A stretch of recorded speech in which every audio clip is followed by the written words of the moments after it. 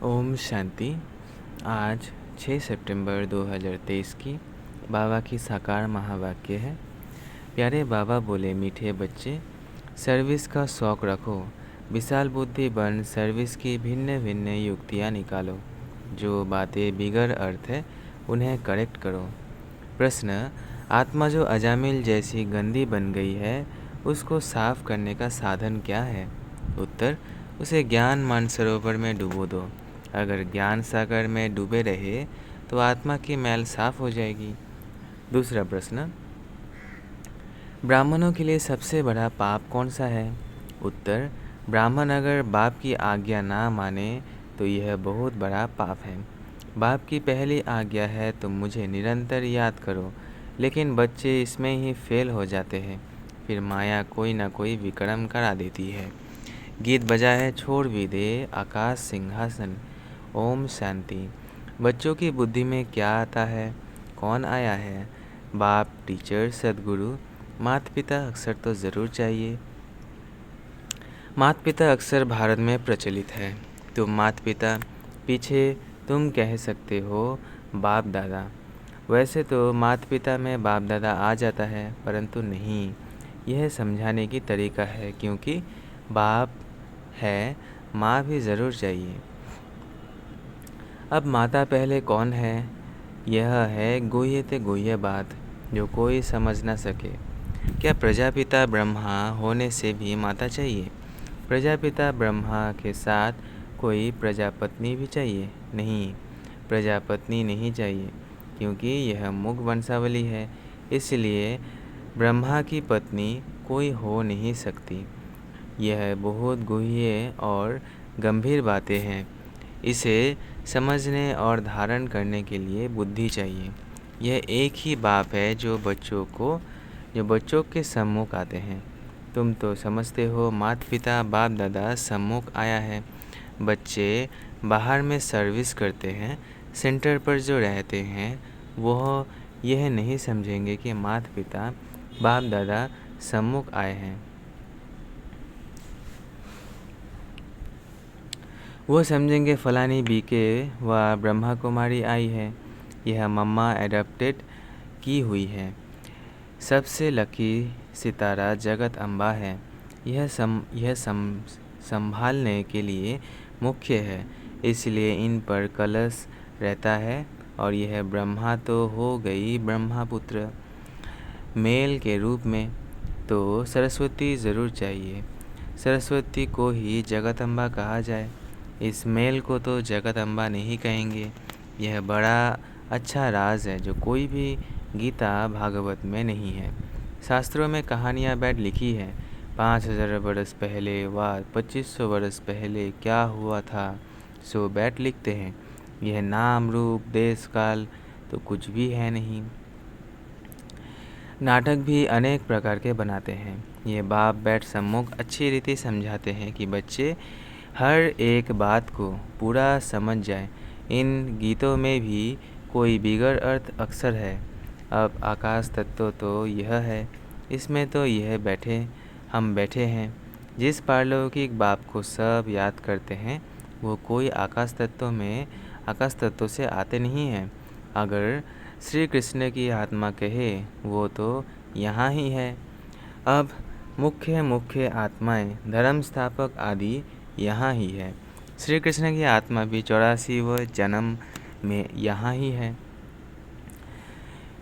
उनकी आत्मा को तो बुला ना सके।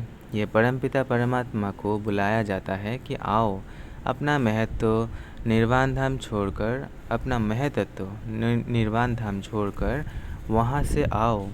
तुम आत्माओं का सिंहासन तो महतत्व है आकाश में, तो तुम जीवात्माएं रहती हो। यह मांडवा है, खेल चलने का। जब गीत सुनते हो, दिल में आपे ही करेक्ट करते जाओ। यह तो जिन्होंने नाटक बनाए हैं, उन्होंने ही फिर गीत बनाए हैं। फिल्म्स शूट करने वालों को भी समझाना चाहिए। इसमें बड़ी विशाल बुद्धि चाहिए। बाबा राय देते हैं सर्विस करने लिए। यह ड्रामा जिसने बनाया है उन्हें समझाना चाहिए, उनसे मिलना चाहिए, इतनी समझ चाहिए। बाप तो डायरेक्शन देंगे, बाप को तो जाकर नहीं पूछना है। बाप तुम बच्चों को डायरेक्शन देंगे, ऐसे ऐसे करो, श्रीमत पर चलो। गीत वास्तव में धरती यह भारत खंड है। भारत में ही उनका आना होता है, भारत ही उनका बर्थ प्लेस है। सभी उस निराकार फादर को ही बुलाते हैं। श्री कृष्ण तो सबका फादर नहीं है, और मुरली जो दिखाते हैं वो कोई काठ की तुतारी तो नहीं है जो श्री कृष्ण के हाथ में देते हैं। मुरली तो वास्तव में ज्ञान की है। गॉडेस ऑफ नॉलेज सरस्वती को कहते हैं। राधे को नहीं कहेंगे, श्री कृष्ण को भी नहीं कहेंगे। यह तो जोड़ी है बाप और बच्चे की। सरस्वती को कहा जाता है गॉडेस ऑफ नॉलेज, तो ज़रूर प्रजापिता ब्रह्मा ब्रह्मपुत्र भी गॉड ऑफ नॉलेज होना चाहिए। लेकिन ब्रह्मा के लिए तो गाया नहीं जाता। गॉड इज़ नॉलेजफुल कहा जाता है, ब्रह्मा नॉलेजफुल नहीं, गॉड इज़ नॉलेजफुल। परमपिता परमात्मा ज्ञान सागर है, तो ज़रूर अपने बच्चों को ज्ञान देंगे। पहले पहले इनमें प्रवेश कर इन द्वारा दूसरों को देते हैं। इनमें सब लकी सितारे आ जाते हैं। ज्ञान सूर्य, फिर ज्ञान चंद्रमा, यह ब्रह्मा हुए। फिर चाहिए ज्ञान चंद्रमा के नज़दीक एक सितारा जो चंद्रमा के सामने खड़ा रहता है, वो बहुत तीखा होता है। उनको ज्ञान लकी सितारा कहेंगे। उनका नाम सरस्वती रखा हुआ है। सरस्वती बेटी हो गई ना, यह तो बाप भी हुआ। बड़ी नदी भी हुई, बहुत बड़ी नदी है। सब नदियों का मेल सागर में होता है। सागर और नदियों का मेला होता है। सरस्वती भी सागर में मिलती है। उनका मेला नहीं लगता है, मेला ब्रह्मपुत्र नदी का लगता है। ये नदी वंडरफुल है, मेल है। नदी तो फीमेल को कहा जाता है। ये गुह्य राज बहुत समझने लायक है, परंतु ये बातें पहले पहले कोई को नहीं बतानी चाहिए। पहले तो लौकिक माता पिता पारलौकिक माता पिता का राज समझाना चाहिए। लौकिक माता पिता से अल्पकाल क्षणभंगुर सुख का वर्षा मिलता आया है, यह तो पक्का याद रहना चाहिए। दूसरा, कोई दो बाप का राज समझा ना सके, वो तो जानते ही नहीं। गाते हैं तो माता पिता, अब पिता सर्वव्यापी तो हो, सर्वव्यापी है तो माता कहाँ गई, ये समझने की बात है ना। माता पिता चाहिए ना। माता पिता कहा जाता है निराकार को, परंतु यह समझते नहीं कि इनको माता पिता क्यों कहा जाता है। वह तो गॉडफादर है। फिर कहते हैं एडम और ईव, एडम ही ईव है, यह नहीं समझते। प्रजापिता ब्रह्मा वही फिर माता पिता, प्रजापिता ब्रह्मा फिर वही माता हो जाती है। एडम और ईव अथवा आदम बीवी कहते हैं, परंतु अर्थ नहीं समझ सकते हैं। बच्चे समझ सकते हैं। आदम बीवी वास्तव में यह है। बीवी सो आदम है, इनको बीवी आदम दोनों कह देते हैं। यह तो है बाप। यह बड़ी पेचीली बातें हैं।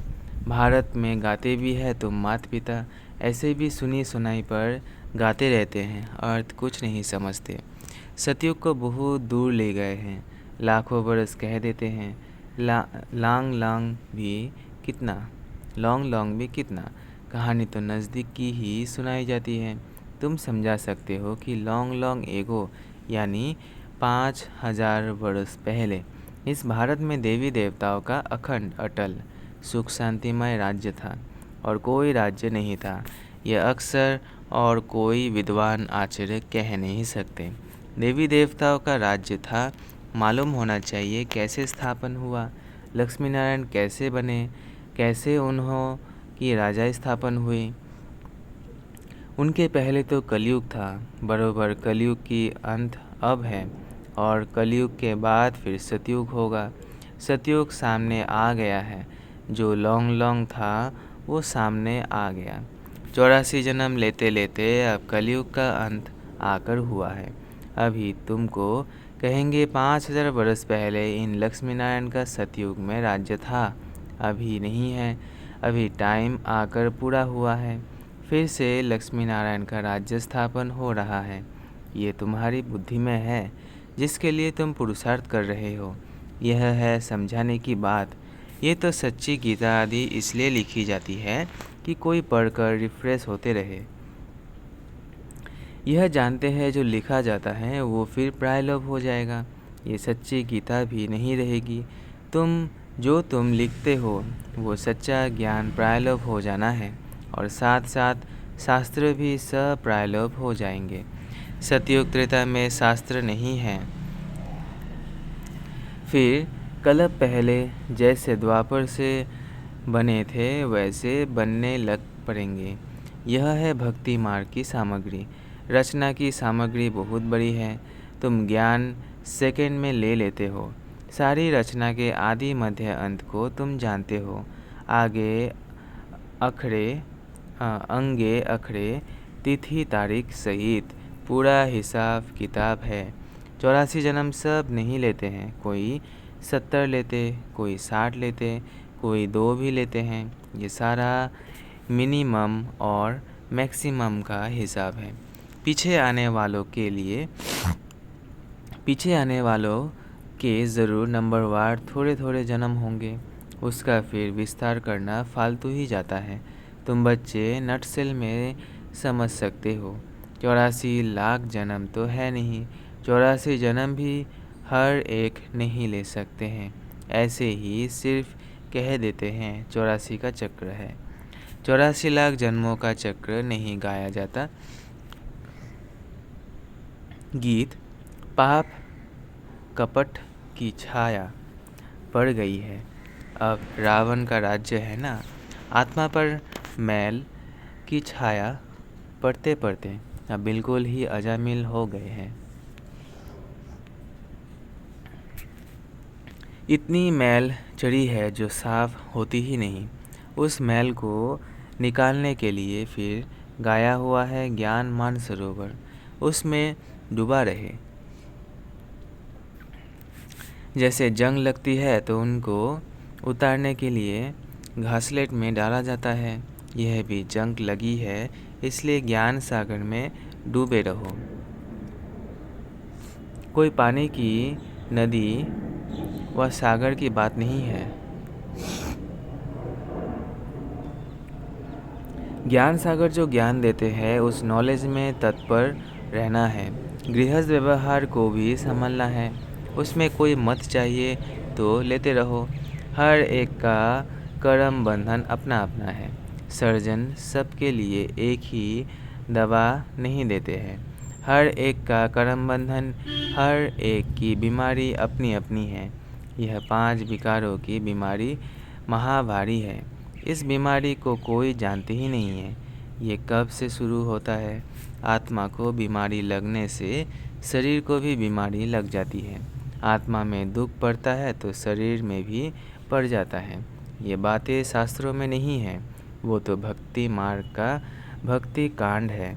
भक्ति का भी बाबा ने बताया है कि पहले होती है अव्यभिचारी भक्ति, फिर रजोगुनी व्यभिचारी भक्ति, फिर व्यभिचारी तमोगुनी भक्ति। जैसे जैसे भक्तों की अवस्था वैसी भक्ति भी हो जाती है। ज्ञान भी ऐसे उतरता है। पहला 16 कला, फिर 14 कला, फिर 12 कला। प्रारब्ध जो बनती है वो फिर उतरती जाती है। तुम बच्चे जानते हो यह कमाई है। कमाई में विघ्न पड़ते हैं। दशाएं बदलती हैं।